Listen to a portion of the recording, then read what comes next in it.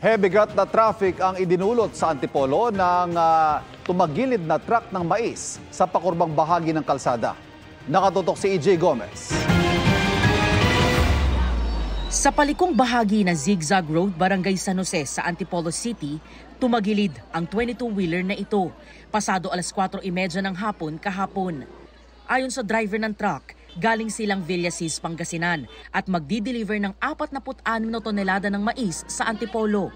Lumubo ako dito kanina kaso sinalubong ako ng mga sasakyan doon kaya nabigla akong pihit doon sa kabila. Kaya nahulog yung gulong ng trailer. Kaya yun ang cause ng pagkatumba niya. Naputol yung chassis ng traktor kaya bigla siyang bumagsak yung ulo. Hindi naman nasakta ng driver at kanyang pahinante. Yung zigzag road po na yun, medyo matarik. Yun yung mga blind curve. Yung mga driver, lalo hindi taga-roon, kailangan po ingat sa pagdadrive. Gaya nito po, itong driver doon, hindi naman po taga rito, na-miscalculate niya. Dahil sa disgrasya, bumagal at kumapal ang trapiko sa zigzag road. Bumper to bumper ang mga sasakyan. Tumindi pa ang trapiko pagdating ng mga tow truck na hahatak sa truck. Ayon sa pulisya, titikita ng driver ng truck dahil sa obstruction at reckless driving. Para sa GMA Integrated News, EJ Gomez, nakatutok, 24 oras. Wala na raw nakikitang oil sheen at oil slick mula sa lumubog na MV Terra Nova sa Bataan. Sa panayam ng Super Radio DZBB, sinabi ng Bataan PDRRMO na matagumpay ang paglilinis at containment na langis mula sa barko. Matagumpay din daw ang metal capping ng mga valve ng langis ng motor tanker. Tinitiyak nilang nakasarado mabuti ang mga ito para walang maging problema sa siphoning ng 1.4 million liters ng langis. Ayon sa Philippine Coast Guard, nagsimula na rin ang siphoning sa lubog na motor tanker Jason Bradley sa Maribeles, Bataan.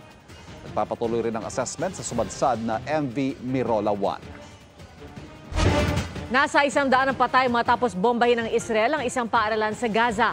Ayon sa Gaza Civil Emergency Service, inatake ang school compound habang nagdarasal ang mahigit 300 Palestinian na napipilitang magkubli roon sa gitna ng mga pag-atake ng Israeli military. Kabilang sa mga nasawi ang 11 bata. Sabi ng Israeli military, ginagamit ng grupong Hamas bilang kanilang pasilidad ang eskwelahan. Inflated o sinobrahan nila ang bilang ng mga nasawi at hindi rin daw ganun kalala ang pinsala sa eskwelahan. Kinundina ng Arab states, Turkey, France, Britain at European Union ang pag-atake habang nagpahayag ng matinding pagkaalarma ang Amerika. Nagdaos ng Thanksgiving Mass ang Philippine Embassy sa Paris para kay two-time Paris Olympic gold medalist Carlos Yulo. Ang Gymnastics Association of the Philippines may plano na rin daw para sa 2028 Olympics. Nakatutok si JP Soriano. Sa Thanksgiving Mass na inorganisa ng Philippine Embassy sa Paris, France para kay Carlos Yulo, ipinagdasal siya at binasbasan ng mga pari.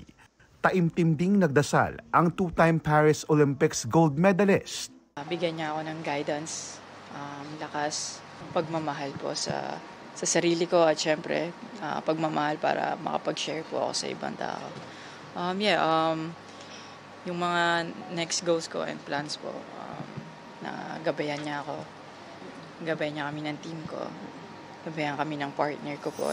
Di na rin pinalagpas ng mga Pinoy sa embahada ang pagkakataong makapagpa-picture kay Golden Boy. Hep hep, hooray! Cheers! Cheers! Buhay! Mabuhay ang Pilipinas! Sina Yulo at boxing bronze medalist Ira Villegas ang flag bearer ng Pilipinas sa closing ceremony ng Paris Olympics. Bukas, babiyahe na rin pauwi ang Team Philippines. Pagkatapos ng mga commitment ni Yulo sa Pilipinas, balak niyang bisitahin ang dating Japanese coach na si Munehiro Mune Kogiyama. Hindi rin naman po makakarating sa ganitong level kung hindi dahil sa coach ko na yan. Sa lahat ng NSA po na tumulong sa akin sa Japan, mga tao na tumulong, clubs na tumulong po sa akin. So, I wanna thank them. Para sa 2028 Los Angeles Olympics, isa sa mga plano ng Gymnastics Association of the Philippines o GAP ang magpadala ng isang buong team sa halip na isang kalahok lang Kasama sa plano ang posibleng pag-recruit sa nakababatang kapatid ni Yulo na si Carl Jarrell Eldru. They want me to have the World Championship sa Pilipinas because of Eldru. The brother of Carlos is very, very good. He's gonna be another champion. I'm telling you already. Maging Olympic champion naman yan. Ang Filipino-British na si Jake Jarman nauna nang natanong kung may posibilidad bang maging kinatawan din siya ng Pilipinas. Mula rito sa Paris, France at bilang bahagi ng Philippine Olympic Committee Media, JP Soriano, nag-uulat. Bumaba ang bilang ng mga Pilipinong nasiyahan sa performance ni Vice President Sara Duterte nitong Hunyo batay sa survey ng Social Weather Station.